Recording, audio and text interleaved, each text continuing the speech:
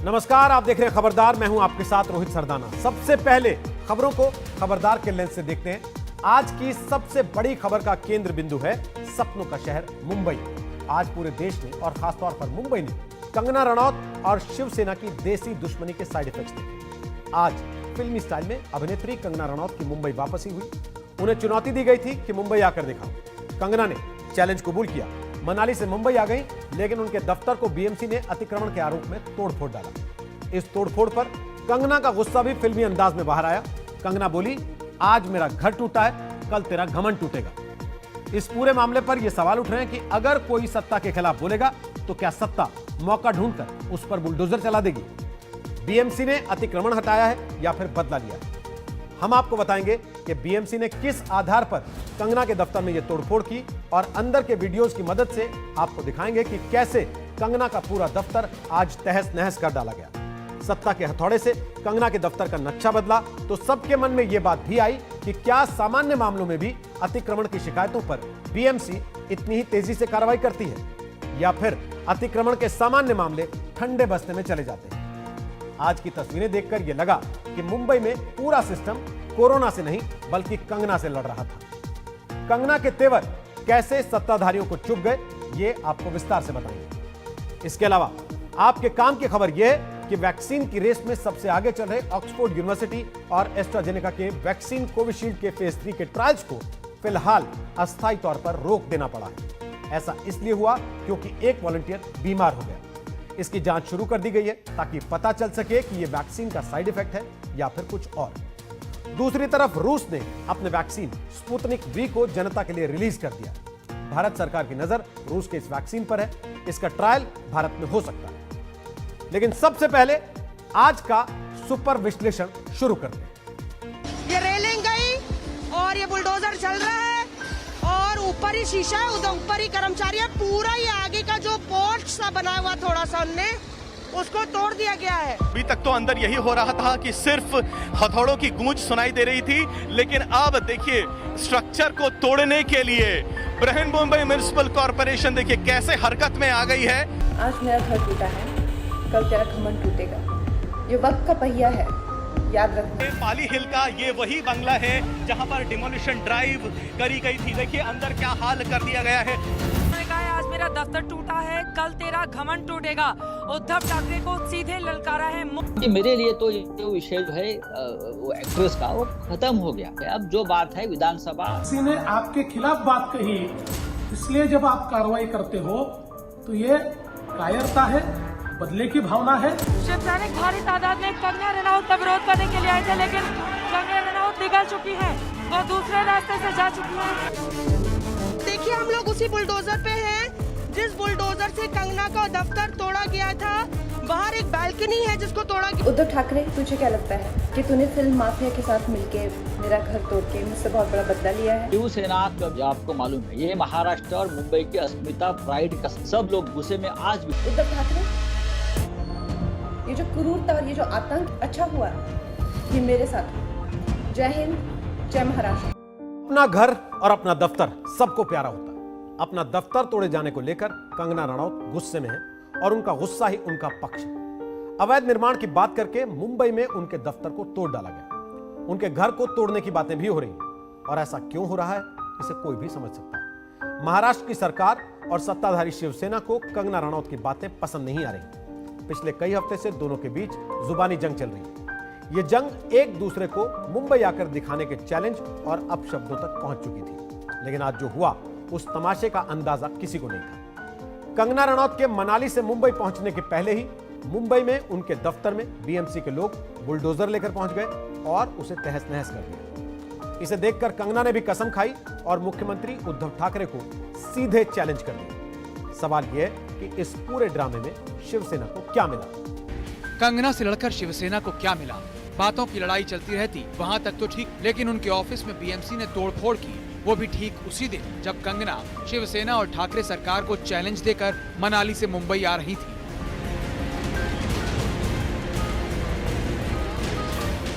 JCB के सहारे यहाँ पर वो बुलडोजर लेके आकर बीएमसी की तोड़क कार्रवाई, ये तोड़क कार्रवाई कंगना रनौत के ऑफिस पर ये है मणिकर्णिका प्रोडक्शन हाउस। आपको बता दें कि कंगना रनौत का कहना है बड़ी मेहनत से उन्होंने ये पूरा ऑफिस बनाया था। बीएमसी के अधिकारी कर्मचारी वो नियॉन जैकेट दिखाइए, बीच में नियॉन जैकेट में जूम इन कीजिए, ये है, ये देखिए आप, यहीं पे हथौड़ा चल रहा है, पूरी खिड़की हिल रही है, कांच हिल रहा है और यहाँ पे कंगना के लिए एक बड़ी मुसीबत हो सकती है। बाहर एक छोटी सी बालकनी बनाई थी, वो तो तोड़ ही दी है। दिखाइए बुलडोजर के बगल में ये बालकनी, आप पीछे देखिए, सामने एक इस तरह से जो है लोहे का स्ट्रक्चर था जिसको बुलडोजर ने पूरा खींच के तोड़ दिया है। मैं क्या बोल रहे हैं, देखो किसी का भी मेहनत का होता है, They should have waited for her to come. वो आने के बाद जो भी डिसीजन है, वो आने के बाद जो भी डिसीजन था वो लोग लेना चाहिए था। She has not even reached the airport. They broke a thing. This is absolutely wrong what they did. नहीं, झांसी की रानी कह रहे हैं, आपको लगता है कंगना जो है वो उनके ऊपर कार्रवाई बदले की भावना? सब बदले की भावना है। बीएमसी खड्डा तो भर नहीं सकती, घर तोड़ने का जा रही है। बाकी अच्छा करने को नहीं आता है, बुरा करने को बराबर आता है। वो बीएमसी की वैसे भी इमेज कौन सी अच्छी है, लोग गलत भी नहीं कहते कि इनसे मुंबई के गड्ढे तो भरे नहीं जाते, लेकिन कंगना के ऑफिस में तोड़फोड़ करने में देर नहीं लगाई। नोटिस चिपकाया और तुरंत हथौड़े, फावड़े, बुलडोजर लेकर पहुंच गए।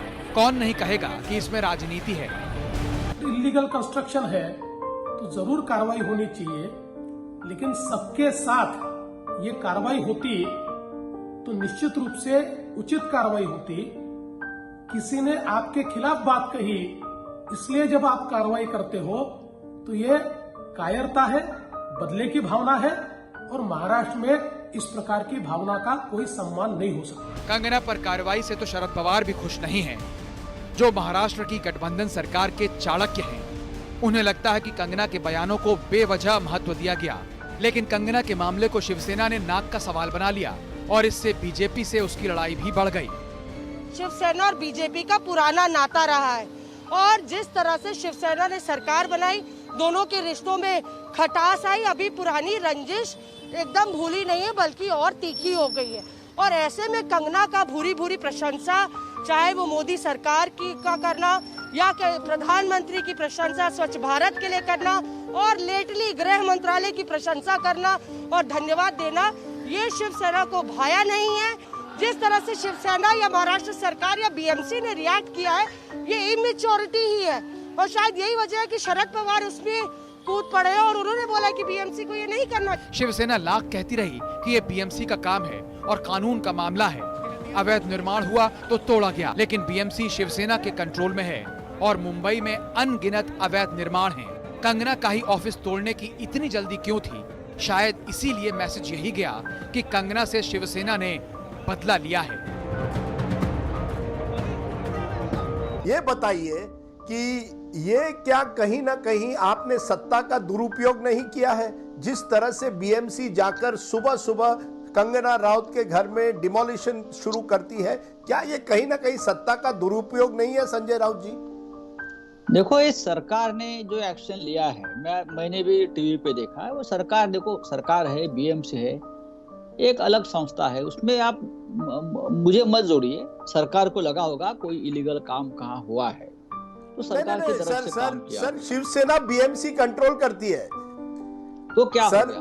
शिवसेना कानून कंट्रोल नहीं बीएमसी को कंट्रोल करती है और डिमोलिशन होता है 2-3 दिन बाद, जब से ये आप और कंगना राउत के बीच वॉर ऑफ वर्ड शुरू होता है, उसके बाद डिमोलिशन होता है। इतने महीनों से वहां घर है, तब बीएमसी ने कुछ नहीं किया। ये जो सवाल है, या एक तो मुंबई के जो बीएमसी के कमिश्नर है या मुंबई के मेयर है, उनसे पूछ लो। जिस तमाशे तक ये लड़ाई पहुंची वो संजय राउत का भी किया। सबसे पहले कंगना से उन्हीं की जुबानी लड़ाई हुई और इसमें ऐसे शब्द तक कहे गए जिन्हें टीवी पर सुनाया भी नहीं जा सकता। आज कंगना भी तू तलाक वाली भाषा पर उतर आई। कंगना से भिड़कर शिवसेना को यही तू तलाक मिला, वो भी पार्टी प्रमुख और मुख्यमंत्री के लिए। उद्धव ठाकरे, तुझे क्या लगता है कि तूने फिल्म माफिया के साथ मिलके मेरा घर तोड़ के मुझसे बहुत बड़ा बदला लिया है? आज मेरा घर टूटा है, कल तेरा घमंड टूटेगा। ये वक्त का पहिया है, याद रखना। इसी से आप समझ सकते हैं कि इस पूरे तमाशे में किसको क्या हासिल हुआ। कंगना का गुस्सा समझ आता है। मुंबई में अपना दफ्तर बना लेना आसान नहीं होता। मध्यम वर्गीय परिवार से यहाँ पर आती हैं बिना परिवार के सपोर्ट के।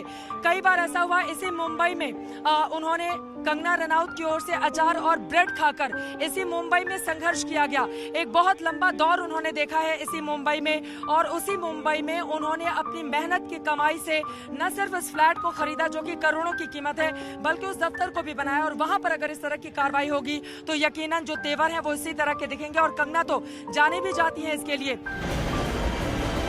मेहनत की कमाई से बनी जगह टूटती है तो गुस्सा किसी को भी आएगा। कंगना तो कोई नेता भी नहीं है जो तोल तोल कर बोले, लेकिन शिवसेना ने अपनी नाक की लड़ाई में उन्हें नेता ही बनाया। मौसमी सिंह और चित्रा त्रिपाठी के साथ पंकज उपाध्याय, मुंबई आज तक। कंगना ने पहले ही चैलेंज कर दिया था कि वो 9 सितंबर को मुंबई आएंगी और कोई रोक सके तो उन्हें रोक ले। उनके मुंबई आने के पहले ही वहां पर बड़े तमाशे की भूमिका बन चुकी थी। एयरपोर्ट पर शिवसेना के समर्थक कंगना का विरोध करने पहुंच गए थे और कंगना के ऑफिस के बाहर नोटिस चिपकाकर बीएमसी के कर्मचारी और मजदूर थोड़ी ही देर में आकर ऑफिस तोड़ने लगे। इस तमाशे की एक एक तस्वीर हमने रिकॉर्ड की है। यानी कंगना के मुताबिक ये बुलडोजर नहीं घमंड है, यह हथौड़ा नहीं दम्भ है। इस लाव लश्कर में अहंकार है। ये टूटते हुए छज्जे बेबसी है, ये बिखरा हुआ सामान जुल्म है, ये ताकत और रसूख का मनमाना इस्तेमाल है। आज मेरा घर टूटा है, कल तेरा घमंड टूटेगा। मुंबई में एक घर या दफ्तर बनाना कितना महंगा है और कितना मुश्किल है, ये बात सब समझ। कंगना ने भी मुंबई आकर जी तोड़ मेहनत से अपना घर, दफ्तर और एक छोटा सा संसार बनाया, और जब उस संसार पर हमला हुआ तो कंगना उबल पड़ी। आज कंगना की आवाज में एक चुनौती थी, एक दर्द भी था। उद्धव ठाकरे, तुझे क्या लगता है कि तूने फिल्म माफिया के साथ मिलके मेरा घर तोड़ के मुझसे बहुत बड़ा बदला लिया है? आज मेरा घर टूटा है, कल तेरा घमंड टूटेगा। ये वक्त का पहिया है, याद रखना, हमेशा एक जैसा नहीं रहता। और मुझे लगता है कि तुमने मुझ पर बहुत बड़ा एहसान किया है, क्योंकि मुझे पता तो था कि कश्मीरी पंडितों पे क्या बीती होगी। आज मैंने महसूस किया है, और आज मैं इस देश को वचन देती हूँ कि मैं सिर्फ अयोध्या पे ही नहीं, कश्मीर पे भी एक फिल्म बनाऊंगी,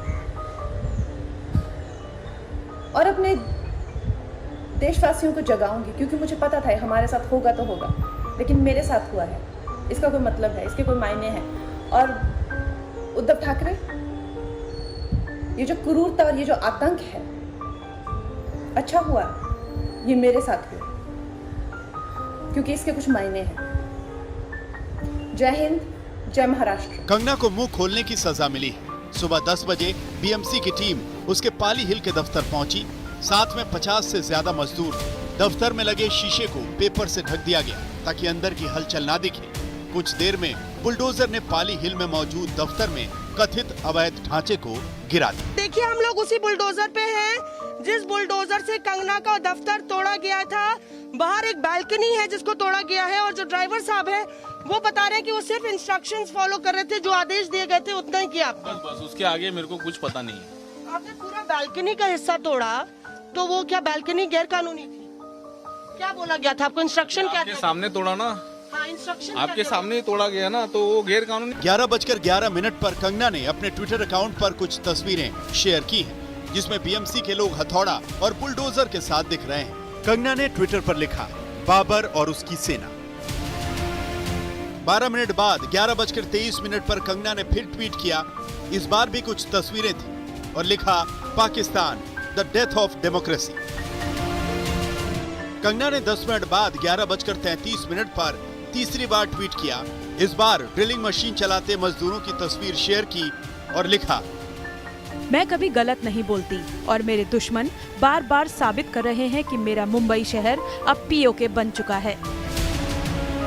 कंगना ने 12:18 पर चौथी बार ट्वीट किया और लिखा, मेरे घर में कोई अवैध निर्माण नहीं है। सरकार ने भी कोविड के चलते 30 सितंबर तक तोड़फोड़ पर रोक लगाई हुई है। बॉलीवुड ये देखे कि फांसीवाद किसे कहते हैं। 12:30 बजे तक कंगना के सपनों का दफ्तर पूरी तरह बर्बाद कर दिया गया। तोड़फोड़ का काम पूरा हो गया। सिर्फ 2.5 घंटे में 10 साल की मेहनत से बनाई गई संपत्ति को तहस नहस कर दिया गया। अंदर का हाल देखिए, दीवारें तोड़ दी गई, सीलिंग ढहा दी गई, फर्नीचर बर्बाद कर दिए गए, चौखट उखाड़ फेंके गए। ये तस्वीर सब बयां कर रही है। ऐसा लगा जैसे बीएमसी का हर हथौड़ा बदला लेने के लिए ही उठा था। एक्सक्लूसिव विजुअल्स दिखा रहे हैं बीएमसी के कर्मचारियों ने क्या डिमोलिशन वर्क किया है। कंगना रनौत के पाली हिल का ये वही बंगला है जहां पर डिमोलिशन ड्राइव करी गई थी। देखिए अंदर क्या हाल कर दिया गया है। बीएमसी के अधिकारी यहां पर मौजूद, मुंबई पुलिस के कर्मी यहां पर मौजूद। सर गिर जाऊंगा। देखिए फर्स्ट फ्लोर की बालकनी है, उसको यहां पर नीचे ले आए हैं। अंदर काफी डिमोलिशन वर्क कर दिया गया है। इस तोड़फोड़ के बीच कंगना ने अपने इस दफ्तर को बचाने की कोशिश भी की। उनके वकील तुरंत बॉम्बे हाईकोर्ट पहुंचे, पर सुनवाई से पहले ही हथौड़ों ने अपना काम कर दिया था। बीएमसी की इतनी तेज कार्रवाई शायद ही कभी किसी ने देखी होगी। हालांकि बॉम्बे हाईकोर्ट से कंगना को राहत मिली है। कोर्ट ने तोड़फोड़ पर रोक लगा दी है। देखिए सबसे पहली बात तो उन्होंने कल नोटिस दिया, हमने कल ही नोटिस का जवाब दे दिया।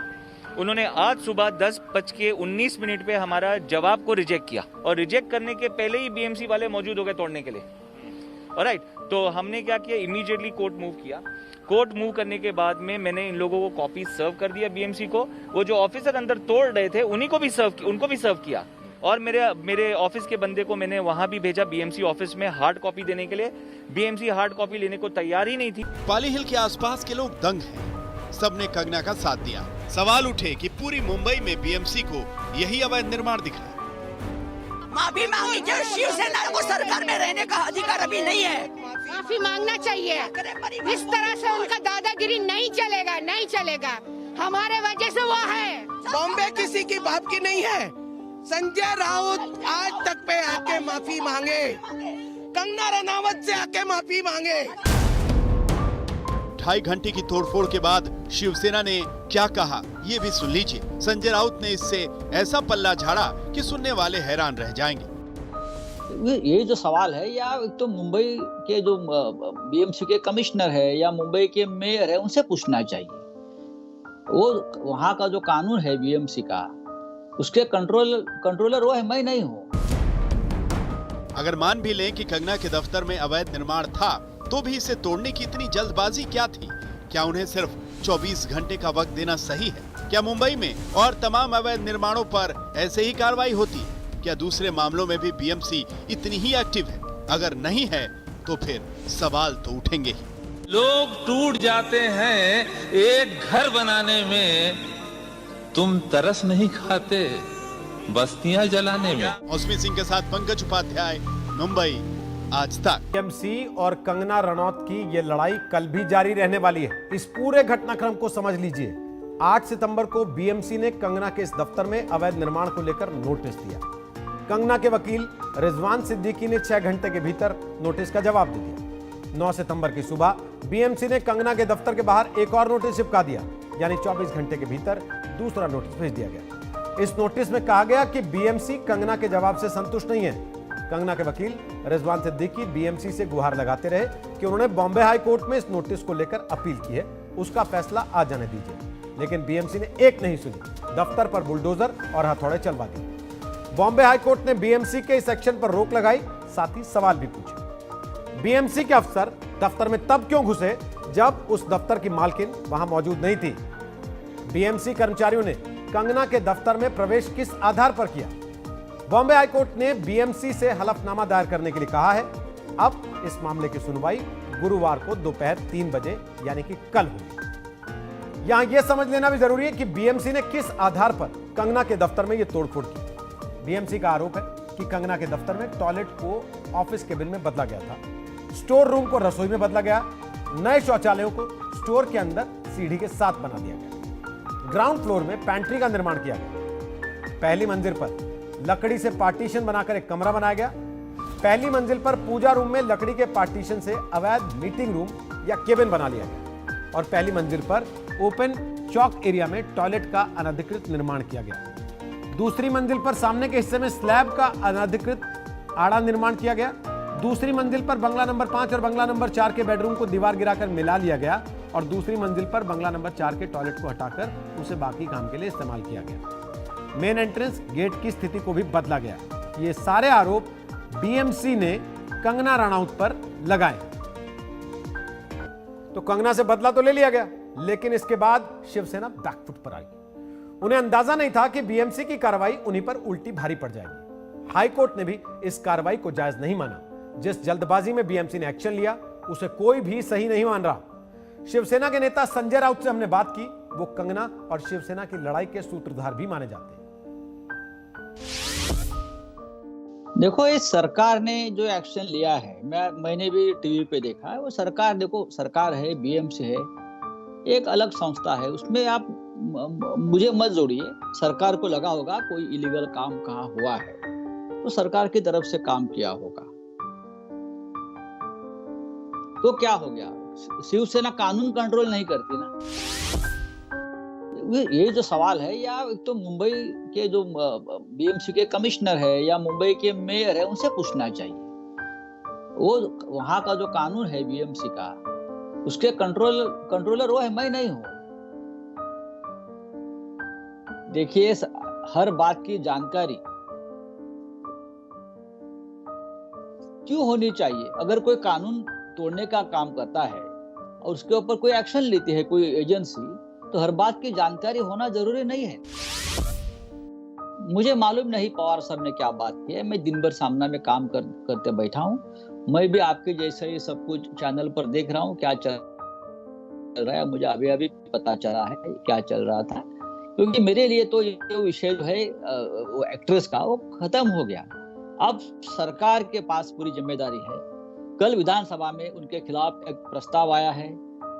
उसके बाद गृह मंत्री ने एक बात की है, हमारे स्पीकर साहब ने एक निर्देश दिए है। तो उसके बाद मैं उस ऊपर ज्यादा बात करना, टिप्पणी करना ठीक नहीं है। अब जो बात है विधानसभा, कानून सरकार देख लेगी। देखिए, अब ये पूरा मामला हाईकोर्ट पहुंच गया है। अब ये पूरा मामला हाईकोर्ट चला गया है और हाईकोर्ट ने मुझे लगता है कल तक बीएमसी को रिप्लाई फाइल करने के लिए टाइम दिया है।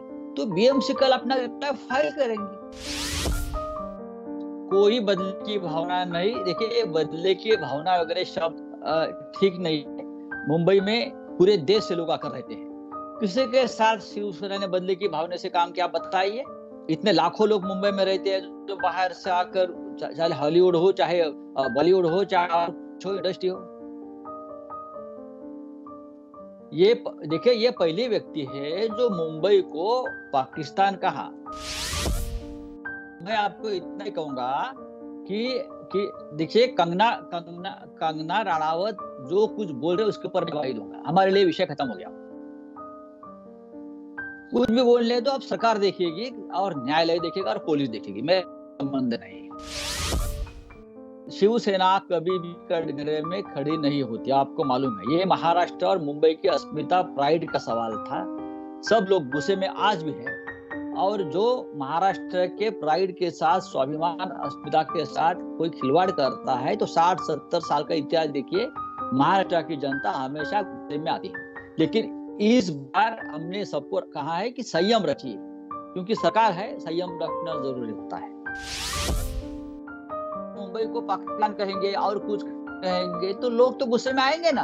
हमारा उनका, अगर वो शब्द वापस मुंबई बारे में तो क्या झगड़ा होता है? मुंबई के बारे में, महाराष्ट्र जो बात आप करते हो, चाहे कोई भी हो, मैं क्या, आप ऐसे शहर जिसने आपको दिया है, पैसा दिया है, घर दिया है, सब कुछ दिया है, ऐसे शहर के लिए आप ये बात करना ठीक नहीं। तो संजय राउत कह रहे हैं कि मामला अब कोर्ट में है, अब इस मामले को कोर्ट ही देखेगा। कोर्ट में कंगना रनौत के वकील रिजवान सिद्दीकी ने जब अपनी बात रखी तो बॉम्बे हाईकोर्ट ने कुछ सवाल पूछे। उन्होंने पूछा कि बीएमसी के अफसर दफ्तर में तब क्यों गए जब दफ्तर की मालकिन वहां पर मौजूद नहीं थी। साथ ही कोर्ट ने यह भी पूछा कि बीएमसी अधिकारियों ने कंगना के दफ्तर में किस आधार पर प्रवेश किया था। इसके अलावा कोर्ट ने मामले की सुनवाई गुरुवार दोपहर 3 बजे यानी कल के लिए निर्धारित कर दी। बीएमसी के इतिहास में आज का दिन स्वर्णिम अक्षरों में दर्ज हो गया, क्योंकि आज बीएमसी ने किसी अवैध निर्माण के खिलाफ सबसे तेज गति से कार्रवाई करने का रिकॉर्ड अपने नाम कर लिया। वैसे बीएमसी के बुलडोजर की स्पीड देखकर लोग कह रहे हैं कि शिवसेना ने कंगना का सारा गुस्सा उनके दफ्तर पर उतार दिया। बीएमसी पर यह आरोप है कि उसकी ये तेजी सिलेक्टिव है, यानी जब और जिसके खिलाफ मन करता है तब बीएमसी सुपरफास्ट कार्रवाई करती है, लेकिन जब चीजों को नजरअंदाज करना होता है तो टाल मटोल का धारावाहिक चलता रहता है। कैमरा झूठ नहीं बोलता और कैमरे में बीएमसी की नाकामी बार बार लगातार हर साल किसी धारावाहिक की तरह दिखाई देती है। बीएमसी सड़क के गड्ढों से हार जाती है, जल भराव से हार जाती है, कमजोर इमारतें घुटनों पर बैठ जाती हैं और बीएमसी कुछ नहीं कर पाती, और अतिक्रमण की शिकायतों के पहाड़ पर बैठी बीएमसी कार्रवाई के नाम पर एकदम बर्फ की तरह ठंडी पड़ जाती है। ये कोई मनगढ़ंत बात नहीं है, आंकड़े इस बात की तस्दीक करते हैं। कंगना रनौत के अवैध निर्माण को गिराने में जिस बीएमसी को 24 घंटे से कम वक्त लगा है, उसकी हकीकत को समझने के लिए ये आंकड़े देखिए। 1 जनवरी 2016 से 8 जुलाई 2019 के बीच बीएमसी को अवैध निर्माण के 52,154 शिकायतें मिली, लेकिन बीएमसी सिर्फ 4,166 शिकायतों पर ही एक्टिव हुआ।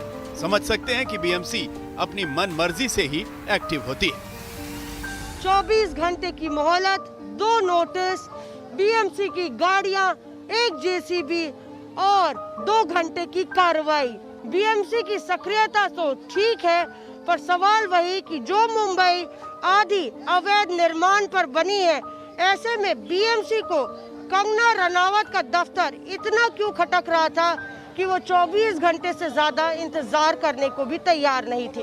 आखिर क्यों हर साल देश की सबसे बड़ी और धनी म्युनिसिपल कॉरपोरेशन मुंबई को डूबने से नहीं बचा पाती? बारिश के पानी को बाहर निकालने के लिए मुंबई में 6 पंपिंग स्टेशन है, लेकिन ऐसा क्यों है कि पंपिंग स्टेशन जाम हो जाते हैं?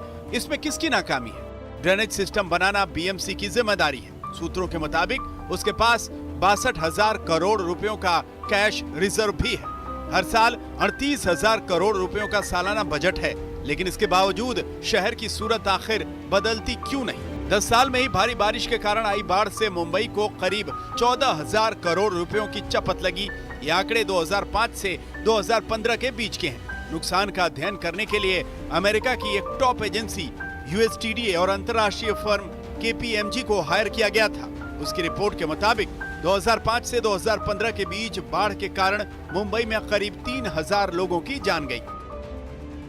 जरा सी बारिश होते ही मुंबई में पानी भर जाता है, सड़कों पर लोगों का चलना मुश्किल हो जाता है, लोगों को भारी दिक्कतों का सामना करना पड़ता है।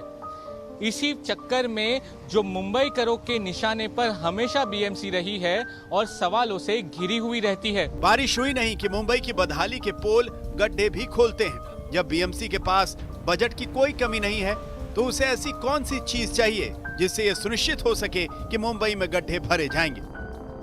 सड़कों के गड्ढे अब मुंबई करों के लिए आदत सी बन गई है। बीएमसी का ध्यान इस पर जाता ही नहीं। बीएमसी इसको ठीक ही नहीं करना चाहती। ये भी बात है कि सड़कों के गड्ढों की वजह से जो इतनी सारी मौत हुई है, क्या सरकार उससे पल्ला झाड़ रही है?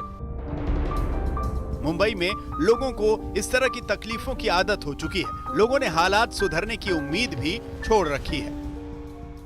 चलाते समय गाड़ी इसे गड्ढे में जाने के बाद एक्सीडेंट होने की संभावना होती है। इसके लिए बहुत डर लगता है गाड़ी चलाते वक्त। बहुत प्रॉब्लम होता है, उसमें गड्ढे में फंस जाता तो हमारे कमर में भी, शरीर में भी फर्क पड़ता है ना, कितना तकलीफ होता है। लेकिन किसको बोलेंगे, बीएमसी तो कुछ काम ही नहीं कर रही है। ऐसा दिक्कत तो बहुत आता है। अभी स्कूल बंद है करके ठीक है, स्कूल जाने के बाद इतना गर्दी रहता है तो पब्लिक को चलने को रास्ता नहीं है, पूरा फुटपाथ पूरा खराब है। अगर आप सोच रहे हैं कि ऐसा क्यों होता है, तो इसे समझने के लिए नासिक के KK वॉक पॉलिटेक्निक के डिपार्टमेंट ऑफ सिविल इंजीनियरिंग के विशेषज्ञों ने एक रिसर्च किया। इसमें लिखे गए कुछ खास पॉइंट्स को देखकर आप समझ सकते हैं कि मुंबई में जरा सी बरसात आफत कैसे बन जाती है। रिसर्च के मुताबिक मुंबई में जल निकासी का ज्यादातर हिस्सा अंग्रेजों के जमाने का है। आज के मुकाबले तब मुंबई की आबादी सिर्फ 10% थी। मुंबई में 50 से 60 साल पुराने ड्रेनेज पाइप हैं। इनमें सिर्फ 30% पाइप बदले गए हैं, यानी अभी बहुत काम बाकी है, और ये काम किसी और का नहीं, बीएमसी को करना है। सौरभ अख्तानिया और पंकज उपाध्याय के साथ आज तक ब्यूरो। तो कंगना रनौत ने मुंबई लौटने से पहले 2 बार अपना कोरोना टेस्ट कराया और मुंबई लौटकर वो सीधे अपने घर पहुंची, क्योंकि कंगना को डर था कहीं वो कोरोना संक्रमण का शिकार न हो जाए। लेकिन यह डर उन प्रदर्शनकारियों के मन में नहीं था जो कंगना का विरोध करने या फिर कंगना का समर्थन करने के लिए मुंबई एयरपोर्ट पर खड़े थे। मुंबई एयरपोर्ट पर कंगना के विरोध में शिव सैनिकों ने प्रदर्शन किया, जबकि आरपीआई के कार्यकर्ता एयरपोर्ट पर कंगना रनौत के समर्थन में जुट गए थे। और इन प्रदर्शनों के बीच कोरोना गाइडलाइंस की किस तरीके से धज्जियां उड़ी, यह आप अपनी टीवी स्क्रीन पर देख रहे हैं। सोशल डिस्टेंसिंग की बात तो भूल जाइए, किसी ने ठीक से मास्क तक नहीं लगाया। एयरपोर्ट पर सैकड़ों लोगों की इस भीड़ को देखकर लगता है कि जैसे किसी को कोरोना की कोई फिक्र नहीं, सिर्फ और सिर्फ कंगना की फिक्र है। और यह सब कुछ उस महाराष्ट्र में हुआ जहां कोरोना का सबसे ज्यादा प्रकोप है। देश में कोरोना के 27% मामले अकेले महाराष्ट्र में दर्ज हो रहे हैं। वहां कोरोना के करीब 9,44,000 मामले अब तक हो चुके हैं। कोरोना से मौत का हर तीसरा केस महाराष्ट्र में है, जहां अब तक 27,700 से ज्यादा लोगों की मौत हो चुकी है। अकेले मुंबई शहर में कोरोना केसेस की संख्या बढ़कर 1,58,000 पहुंच चुकी है। मुंबई में रोजाना औसतन 1500 से 1900 के बीच, यानी 1,500 से 1,900 के बीच नए मामले सामने आ रहे हैं।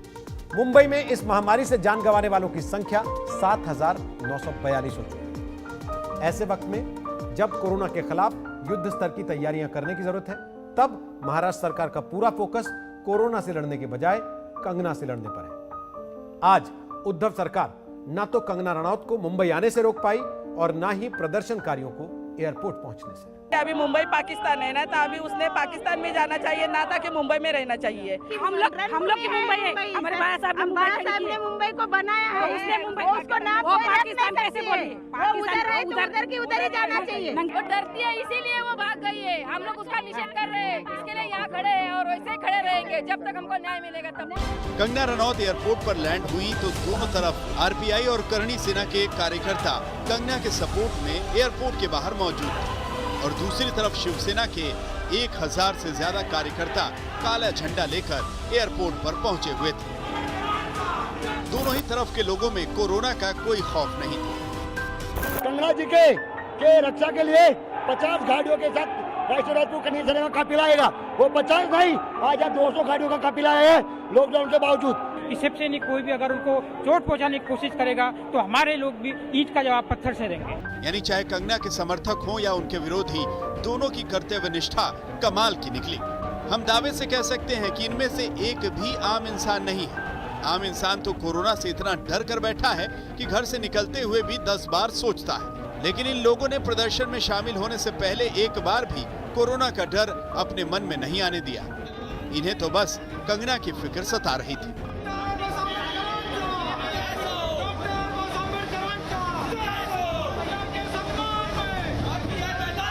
शिवसैनिक भारी तादाद में कंगना रनौत का विरोध करने के लिए आए थे, लेकिन कंगना रनौत निकल चुकी हैं, वो दूसरे रास्ते से जा चुकी हैं। यहाँ पर ये लोग थे। सर, आप लोग क्यों आए थे? क्यों आए थे? कंगना रनौत। और ये सारे लोग यूनिफॉर्म में हैं, लेकिन शिवसैनिक खुद को बताते हैं। आप लोग कहाँ काम करती हैं? कहाँ काम करती हैं? हम लोग बीवीजी में काम करते हैं। आप लोग शिवसैनिक हैं? हाँ। क्यों विरोध करने आई थी? हम लोग को ये कंगना रनौत ये बोली ना, बाकी क्या बोले कंगना रनौत? क्या बोले कंगना रनौत? बोलिए मुंबई खराब है, पाकिस्तान बोलिए मुंबई को। पाकिस्तान बोले? हाँ। तो अभी तो लोग मिले नहीं, दूसरे रास्ते निकल गई। डर गई ना। आप सोचिए, ये मजाक नहीं तो क्या है, अपनी जिंदगी से खिलवाड़ नहीं तो क्या है।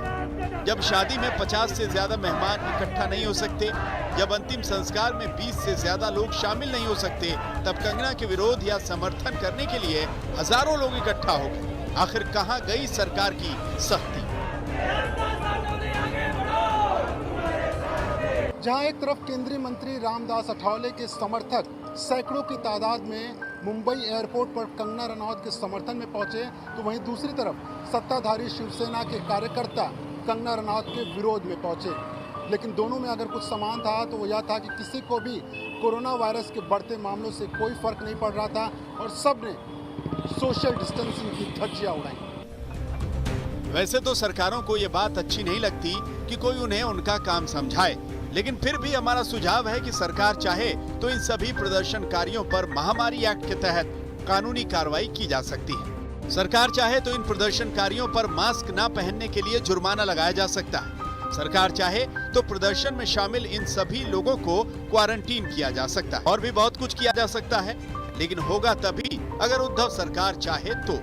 और सरकार ऐसा चाहेगी, इसमें भी संदेह है। संदेह की वजह भी है। अब देखिए ना, हाईकोर्ट का आदेश है कि जब तक कोरोना का संकट चल रहा है तब तक मुंबई में किसी भी अवैध निर्माण के खिलाफ कार्रवाई नहीं की जा सकती। लेकिन फिर भी बीएमसी ने कंगना के दफ्तर पर बुलडोजर चलवा दिया ना। बीएमसी खड्डा तो भर नहीं सकती, घर तोड़ने का जा रही है। माफी मांगी क्या? शिवसेना को सरकार में रहने का अधिकार अभी नहीं है। माफी मांगना चाहिए। इस तरह से उनका दादागिरी नहीं चाहिए। तो जब उद्धव सरकार ही कंगना को कोरोना से ज्यादा सीरियसली ले रही है तो इन प्रदर्शनकारियों का क्या कसूर? वैसे इन सबके बीच मुंबई पुलिस की भूमिका को भी मत भूलिए, जिसने कोरोना संकट के इस खतरनाक दौर में भी प्रदर्शनकारियों को खुली छूट देकर अपनी कोरोना वॉरियर्स वाली पदवी की शान में चांद सितारे जड़ दिए हैं। मुंबई से चित्रा त्रिपाठी और मुनीश पांडे के साथ आज तक ब्यूरो। और चलते चलते एक अहम खबर आपको और बता दें, कोरोना से चल रही लड़ाई में वैक्सीन की उम्मीदों को आज झटका लग गया, क्योंकि ऑक्सफोर्ड वैक्सीन के ट्रायल को ब्रिटेन में रोक देना पड़ा। ऑक्सफोर्ड यूनिवर्सिटी की वैक्सीन को बना रही एस्ट्राजेनेका को तीसरे चरण का यह ट्रायल इसलिए रोकना पड़ा क्योंकि ट्रायल में शामिल एक वॉलंटियर की तबीयत बिगड़ गई। एस्ट्राजेनेका ने अपने बयान में कहा कि प्रतिकूल प्रभाव के बारे में और इसके उभरने के समय की जानकारी अभी नहीं मिल पाई, लेकिन उम्मीद की जा रही है कि वो व्यक्ति ठीक हो जाएगा। ऑक्सफोर्ड यूनिवर्सिटी के इस वैक्सीन पर WHO ने सबसे ज्यादा उम्मीद जताई थी। वैक्सीन के फेज 1 और फेज 2 का सफल ट्रायल हो चुका है। फेज 3 के ट्रायल में ब्रिटेन, अमेरिका, ब्राजील, भारत और दक्षिण अफ्रीका में 30,000 लोगों ने हिस्सा लिया। ऑक्सफोर्ड यूनिवर्सिटी के वैक्सीन के ट्रायल पर ब्रिटेन में रोक लगने के बावजूद विशेषज्ञ बहुत ज्यादा निराश नहीं है, क्योंकि वैक्सीन बनाने के फेज 3 के ट्रायल में सामान्य तौर पर कई वर्ष लग जाते हैं।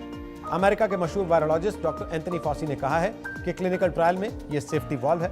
दुर्भाग्यपूर्ण है कि ऐसा हुआ, लेकिन यह कोई बड़ी चिंता की बात नहीं है। भारत में ऑक्सफोर्ड वैक्सीन का ट्रायल कर रहे सीरम इंस्टीट्यूट के अदर पूनावाला ने कहा है कि ब्रिटेन के ट्रायल पर वो कमेंट नहीं कर सकते, लेकिन भारत में ट्रायल जारी है। हालांकि ब्रिटेन में ऑक्सफोर्ड वैक्सीन का ट्रायल रुकने के बाद अमेरिका और यूरोप के 9 बड़े वैक्सीन डेवलपर्स ने कहा कि भले ही इस वक्त वैक्सीन की तुरंत जरूरत हो, लेकिन वो सुरक्षा मानकों को बरकरार रखेंगे और जल्दबाजी में वैक्सीन को बाजार में नहीं उतारेंगे। इन कंपनियों में खुद एस्ट्राजेनेका के अलावा Pfizer, GlaxoSmithKline, Johnson and Johnson, Merck and company, Moderna, Novavax, Sanofi और बायोएनटेक शामिल हैं। इनका प्रण है कि जो भी वैक्सीन बाजार में आएगी उसे पूरी तरह सुरक्षित होना चाहिए। तो ब्रेक के बाद एक बार फिर आपका स्वागत है। अमेरिका के राष्ट्रपति डोनाल्ड ट्रंप को नोबेल शांति पुरस्कार के लिए नॉमिनेट किया गया। इजरायल और यूएई के बीच शांति समझौता कराने के लिए ट्रंप के नाम की सिफारिश की गई। नॉर्वे के सांसद ट्राइबिन येडन 2021 का नोबेल शांति पुरस्कार देने के लिए नोबेल अवार्ड कमेटी को डोनाल्ड ट्रंप का नाम भेजा है। इजरायल और यूएई के बीच कूटनीतिक संबंध बनने को लेकर पिछले महीने सहमति बनी है, जिस पर 15 सितंबर को अमेरिका के व्हाइट हाउस में औपचारिक दस्तखत हुए। ट्राइबिन येडन ने नॉर्वे के 2 और सांसदों के साथ मिलकर 2018 में भी ट्रंप को नोबेल पुरस्कार देने की सिफारिश की थी। तब दक्षिण कोरिया और उत्तर कोरिया के बीच संबंध सामान्य करने की कोशिशों के लिए यह नॉमिनेशन था। इसके पहले बराक ओबामा को अमेरिका का राष्ट्रपति बनने के कुछ ही महीनों बाद 2009 में नोबेल पुरस्कार मिल चुका।